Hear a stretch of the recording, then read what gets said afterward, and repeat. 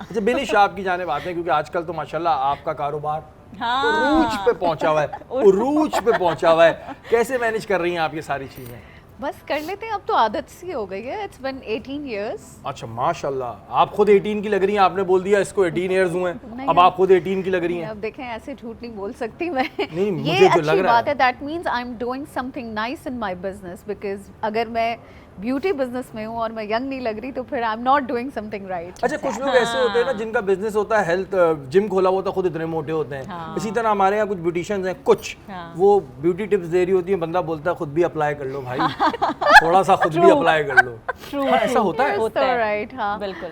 I think हाँ, it really matters, specially अब जो है वो प्रेजेंटेशन, आपकी पर्सनालिटी, आपके अपने हाथ पैर, आपका फिटनेस, आपकी beauty. If you are from beauty industry तो मुझे लगता है कि हमारे ऊपर ज़्यादा लोड आ जाता है, बिकॉज हमें फिट भी रहना है, हमें कपड़े भी फैशन में भी इन रहना है, फिर हमें ब्यूटी ट्रेंड्स भी निकालने होते हैं, फिर हमारे बाल भी प्रॉपर होने चाहिए। तो आई थिंक हम पे भी बहुत प्रेशर होता है। बहुत प्रेशर रहता है भाई जो ब्यूटी इंडस्ट्री से ताल्लुक़ रखते हैं, क्योंकि लोग आपकी पर्सनैलिटी से ही आपको जज कर रहे होते हैं। तो माशाल्लाह इन्होंने बताया 18 साल का, तो मैंने कहा आप तो खुद ही 18 साल की लग रही हैं। नहीं, और ऐसा होना या ऐसा सोचना बिल्कुल सही होगा कि आप अगर खुद ऐसे दिख रहे हैं तो फिर आप क्या किसी दूसरे को करेंगे। ये Because बहुत मैं अजीब भी सी हाँ बात है ये मैं भी वाली अगर तो। जिम जाऊं और मैं कोई मोटा ट्रेनर तो नहीं हायर करूंगी ना अपने लिए कि वो मुझे बिल्कुल। पतला करेगा। ऑफ कोर्स मुझे जो इंस्पायर करेगा अपनी बॉडी से मैं उसी को हायर करूंगी अपने लिए।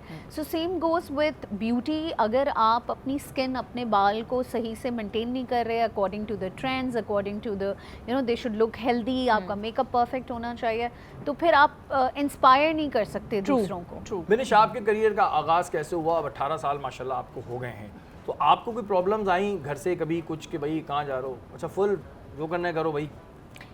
My family was always on a very उस नोट पे कि एजुकेशन लो, जो करना है करो। So I decided when I was 16 that I wanted to become the hairdresser. So बस फ्रैंकफर्ट गई, ट्रेनिंग ली, फिर वहाँ से वापस आई तो सोचा हेयर बहुत कर लिया। अब फिर मैंने एक ब्रांड यहाँ पे लॉन्च किया पाकिस्तान में, which is world's second largest hair brand. फिर उसके बाद मैंने सोचा अब मैं क्या करूँ, तो मैं मेकअप के लिए इटली चली गई, फिर वहाँ से वापस आई, फिर मेकअप करा, इंडस्ट्री ज्वाइन की। फिर इंडस्ट्री ज्वाइन करते हुए मुझे फ़ील हुआ कि उस वक्त जो है, अब तो खैर stylist as a field introduce हो गया है, पर जिस वक्त मैं हेयर और मेकअप कर रही होती थी सेलिब्रिटीज़ का, तो हमें बड़ी कमी फ़ील होती थी कि वार्डरोब पे कोई नहीं है, एक्सेसरीज़ का किसी को सेंस नहीं है। तो फिर आई स्टार्टेड डूइंग पूरे ड्रामा या एड फिल्म्स उस वक्त हम कर रहे होते थे बहुत ज़्यादा।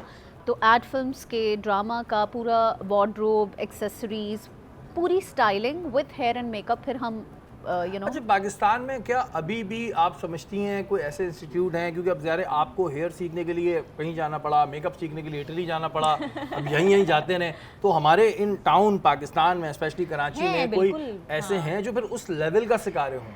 देखिए है तो मुझे भी पता, लेकिन लेवल का तो अब ये बिनिश मुझे लगता है लेवल कि उस तरह का आ ही नहीं सकता, हाँ, बिकॉज उसके लिए जो है वो देखें, basically beauty, hair and makeup specially is a very creative field, ठीक है। डेफिनेटली। और हमारे यहाँ जो है ना वो because of the environment of the society, creativity बहुत कन्फाइंड है। आप अगर इवन मैं फैशन डिज़ाइनिंग के बहुत सारे स्टूडेंट्स के साथ काम करती हूँ, आप उनके जब प्रेजेंटेशंस और थीसिस जब देखें तो आपको बड़े घुटे नज़र आते हैं, बिकॉज एक कंजर्वेटिव टीचर है और एक कंजर्वेटिव स्टूडेंट है। सो उनका आउट ऑफ द बॉक्स जाके सोचना और क्रिएटिविटी को समझना अभी उस लेवल पे नहीं आ सकता, कभी भी नहीं आ सकता। उसका रीज़न ये कि हमारा लाइफस्टाइल, हमारी सोसाइटी, हमारी हर चीज़ जो है वो बहुत कन्फाइंड है। हाँ, कन्फाइंड एनवायरनमेंट में रह के हमारे पास एजुकेशन के लिए क्या है मैं आपको बताती हूँ। हमारे पास मुसरत मिसबा का स्कूल है।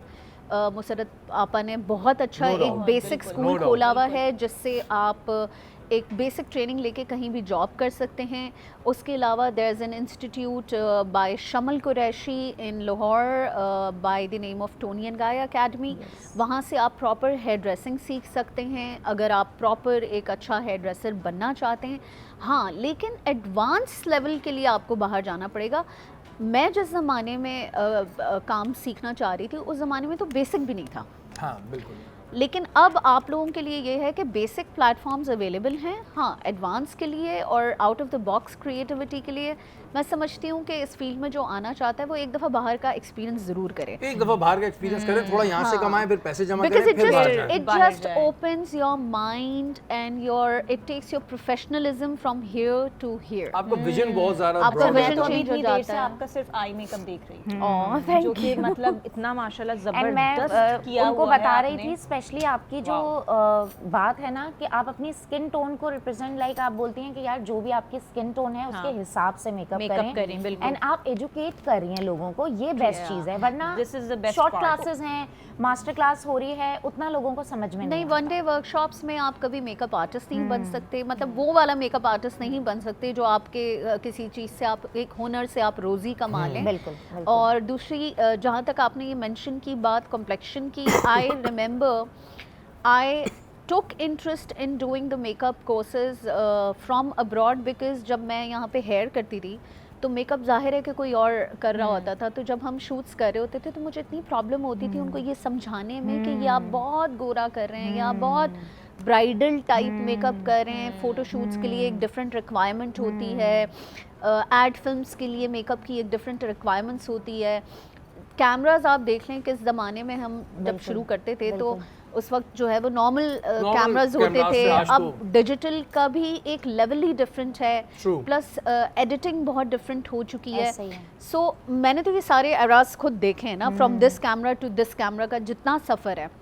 मुझे लगता है कि अगर आपने अपने एज अ मेकअप आर्टिस्ट या हेयर स्टाइलिस्ट अगर आप कैमरे के लिए काम कर रहे हैं, जैसे मेरा काम मोस्टली सेलिब्रिटीज़ के साथ था, तो मुझे ना चाहते हुए भी मुझे अपने आप को अपग्रेड करना पड़ता था, बिल्कुल, बिकॉज अगर मेरे डायरेक्टर का कैमरा अपग्रेड हो रहा है तो मुझे I am bound to understand that lens, I am bound to understand that light.